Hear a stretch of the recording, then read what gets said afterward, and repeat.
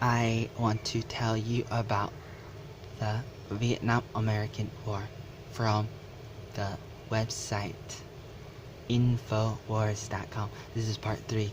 I'm reading from a website called Vice from Infowars, and they're interviewing, and this is the third video that I made today. They ask him, your academic advisor suggested that you copy those archives in a hurry before they disappeared.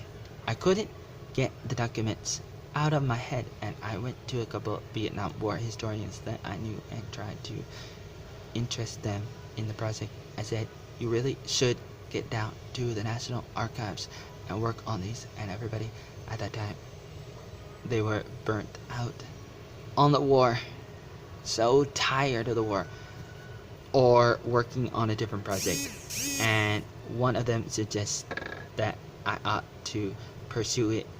I went to my advisor at Columbia, David Rosner, and I said to him, do you think I could write a book and my dissertation at the same time?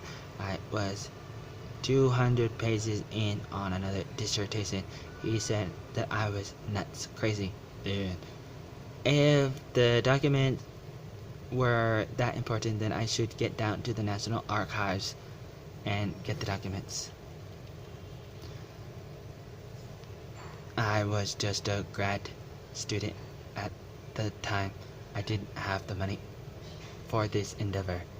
I said to him, I'm going to have to put together a grand proposal, and it would be months before I got down there. And he just pulled out his checkbook and wrote me a check on the spot and said, go down there and get these documents. Go down there and get those documents. Okay. Within 24 hours, I was down at the archives. I went in first thing in the morning. Early in the morning. Maybe 6 a.m. And I copied until they threw me out at night. All day, maybe 18 hours, long time. All day from morning to night, I put every cent that he gave me into copying. I slept in my car in the archives parking lot, and I collected this entire collection. I always thought he was a little paranoid. I didn't think there was a real need to get all the documents. It turned out that it was a smart move, because these documents, sometime after I first published from the files, they were pulled from the archives themselves, and they haven't been publicly available in the same way since. Now you have to file a Freedom of Information Act request.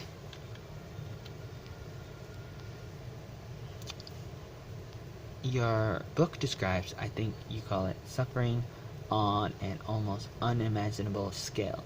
Artillery, selling, bombing, the destruction of villages by infantry, revenge missions, massacres, incredible sadistic rapes, the gunning down of Vietnamese farmers and fishermen from helicopter, gunships, free fire zones use, cite an estimate of 3.8 million war deaths, the majority Vietnamese civilians, farmers, normal people, not soldiers, not fighters, just people walking around.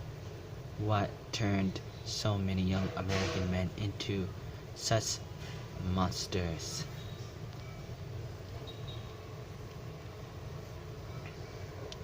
It's a difficult question to answer. I went out and interviewed well over 100 American veterans for this book and read sworn testimonies of many more. I don't know that I have a satisfactory answer. I talked to a veteran. He talked to me about the war. We were on the phone for several hours. He was very jovial. He had a really infectious laugh.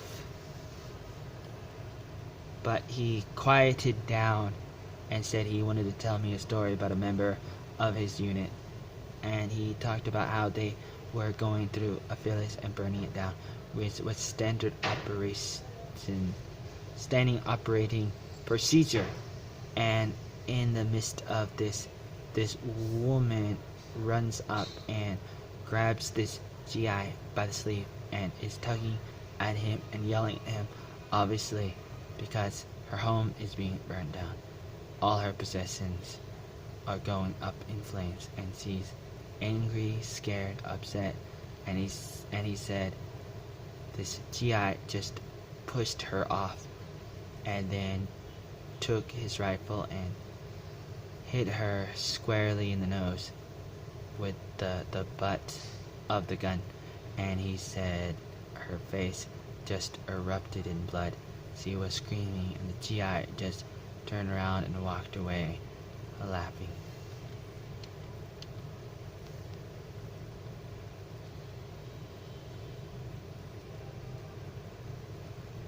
And he paused a second and said, "Do you know that GI was me?"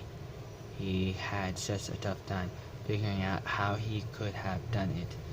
All these years later, at this time, he didn't think anything of it, and in the years since, he couldn't help but think of it on a constant basis, and it really haunted him. And I had the same problem trying to match up the man that I was talking to with his 19-year-old self.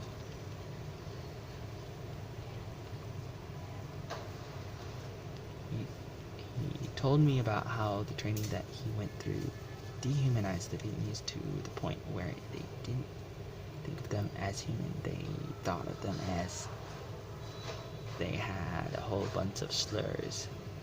They were used to describe the people, like dinks, slopes, slants, gooks, instead of people. And he talked about how I didn't become exactly like a robot, but it was like that. You're trained to kill.